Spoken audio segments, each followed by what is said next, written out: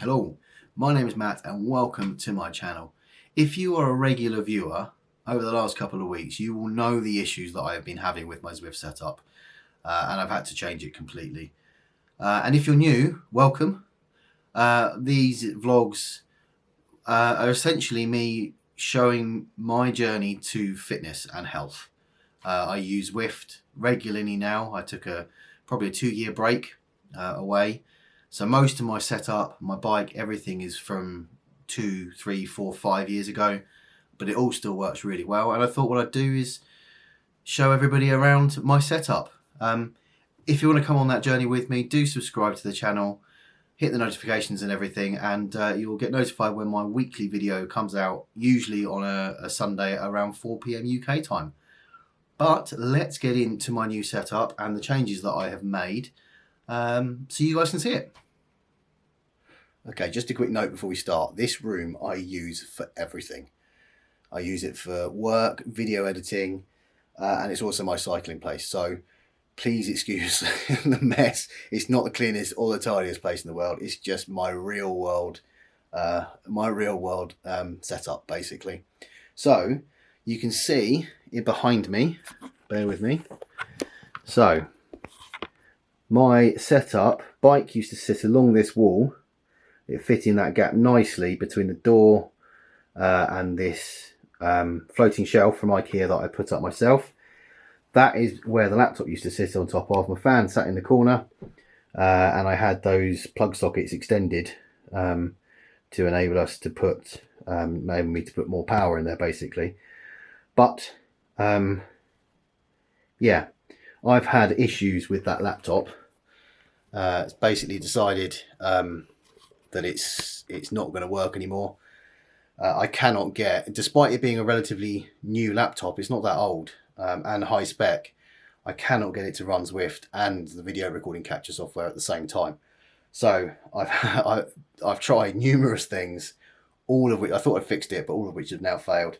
So I can't risk that anymore. My YouTube channel is supposed to be about Zwifting, and it's not very good when you put videos out that don't have any Zwift in them. So yeah, I've had to make a change, and that change is to now use my main PC, which is more than capable of running lots of things at once and doing all the video editing that I need to do.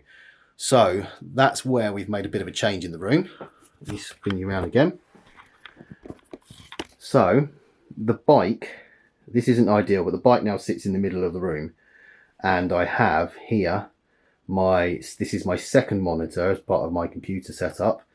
That I've spun around. I can spin around really easily and put Zwift on, and then use my main computer for the video capture. And that's my bike, which I'll come back to in a second, and the setup. So what I do is now the plan is to shift that back away, back into that corner when I'm not using it, and get it out when I need to. So please excuse the cables running across the floor. I just had to reroute some of the power that I need to do this. So first things first is the trainer. So it is an Elite Diretto. I love it. I bought this when it was relatively new. Being honest, I can't really remember how much they were, and I know they've been superseded by other models now, but it's brilliant. It's the only thing that I had, and I remember to this day this being delivered. It must be 3 or 4 years ago now. I had a friend over at the time, and we had a real difficulty. It took us over an hour to get the legs to go in at the right angle to bolt them in underneath. But it's a great bit of kit. It's been super reliable for me. I know there's some people who have issues with the belt, probably use a lot more than me, those people that have had the issues. But it's perfect in terms of the gradient changes for me and all of the stuff that I need. So yeah, I absolutely love that. And it was a great buy. I was using a wheel-on trainer before, which ate through a couple of wheels that I had, tyres that I had. So the change from a wheel-on smart trainer to this was transformational. It was massively different.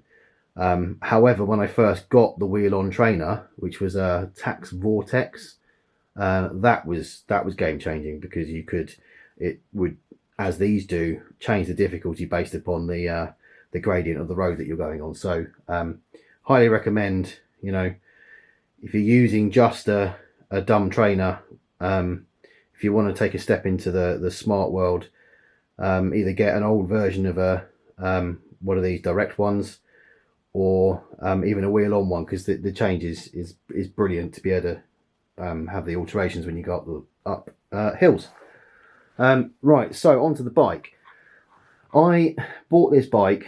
It's a Kona Zing, and I bought this bike, it's got to be going on 8 years, I reckon, ago, from a friend.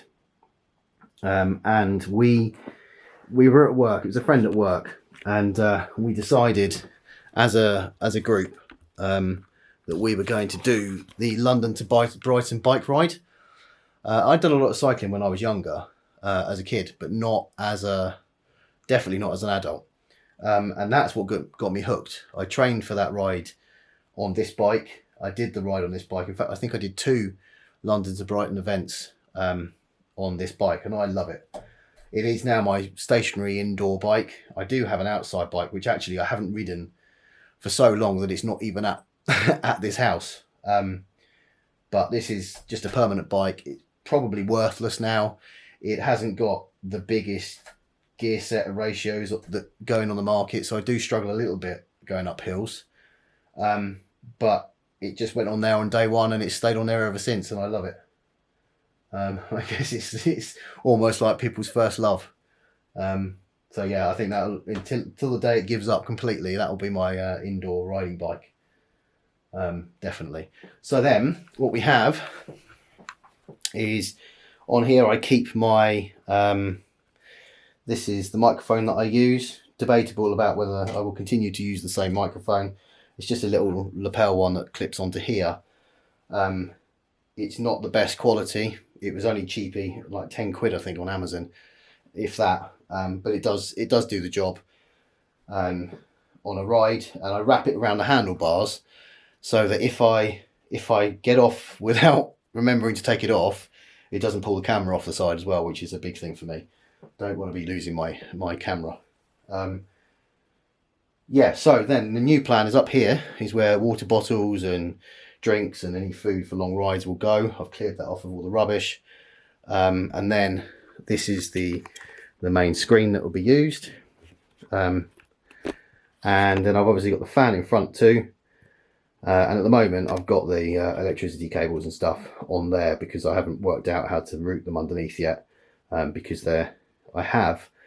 this is where the camera will sit, which I've obviously got in my hand at the moment, but I have to plug in its own power cable, and it's on a really short cable. So the only thing I can do at the moment is to make that work. A couple of things I noticed on the ride. I've only done one ride in this setup so far. This is a bit too close, and this desk is a sit-stand desk, so it goes up and down. And I bring it up so that the camera's at a higher level and the screen's at a higher level, but it means that it's in the way of the shifter. So next time I'll move the bike over slightly to hopefully prevent that from happening. And for me, this fan is basically the only place I can put it at the moment, and it's blocking part of the screen. So I need to think of a longer term solution for that. I do, for cooling in the summer months, I have a